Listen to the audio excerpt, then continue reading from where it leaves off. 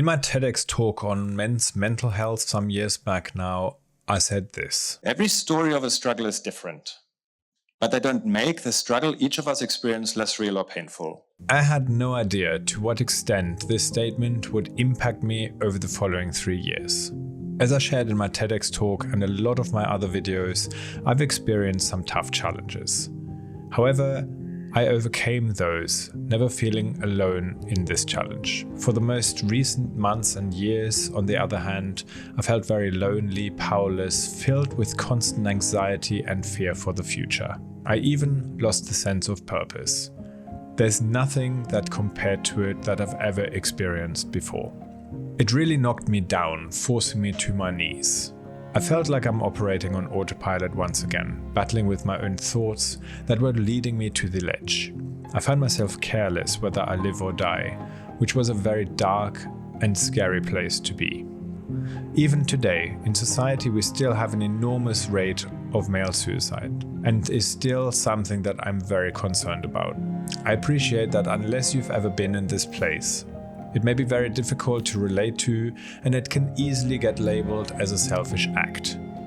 But I can't agree with that. Needless to say, I don't wish anyone to ever having to go through this battle. But at the same time, it is more common than we wish to admit. There are indicators though. Research has consistently highlighted the strong correlation between men feeling isolated, their lack of social connections, lacking the sense of being needed, and them ending their life. Maybe awareness on the topic is getting better. However, I feel strongly that instead of labeling and shaming it as a selfish act, we need to improve our understanding, break through that stigma of keeping silent, and instead look at how we can better support each other without shame when we are struggling. Obviously, this is easier said than done. I had learned from my previous challenges that it is okay to ask for help, and was open to speak about it. I must admit though, that despite my own experiences, I feel ill-equipped to talk to other men when they open up. I do have a male network now that I enjoy being part of. 2 men in particular have been instrumental and nothing but supportive throughout this latest challenge, through which I lost all my faith and hope. And now the truth is that I've been struggling with finding the right words to describe this challenge. I've moved out from my home. I now live in a 1-bedroom apartment, going through divorce after 22 years together.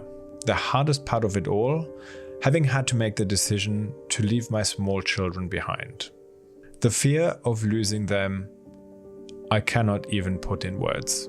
It has felt like I've lost everything all over again, and I'm starting from scratch at almost 43 years old.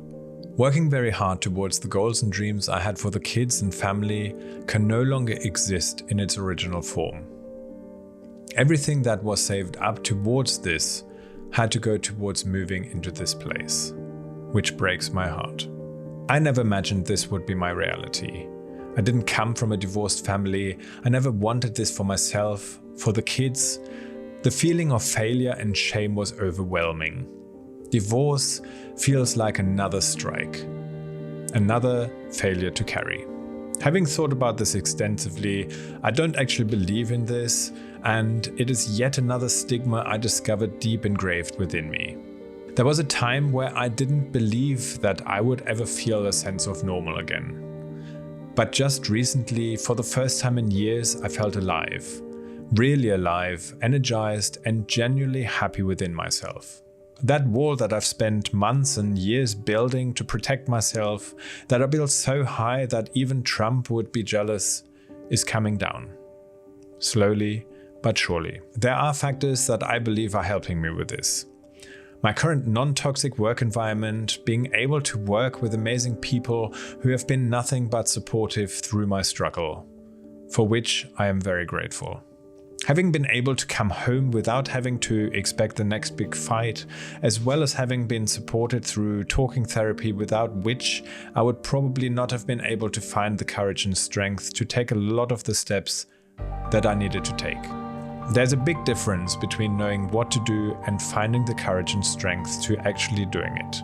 But I'm glad that I did, as I went from complete hopelessness back to feeling very hopeful for the future. In this whole process, I've had to learn to set boundaries, and I'm becoming more and more self-aware as a result, which has helped me on so many levels. I'm just coming out of this slump, so nowhere near my expectations. But being able to share this with you is testament to the improvements in my life. If you are struggling, please know that you're not alone. There is support out there, and there is always a way forward. I'm Tor, and I shall see you in the next one.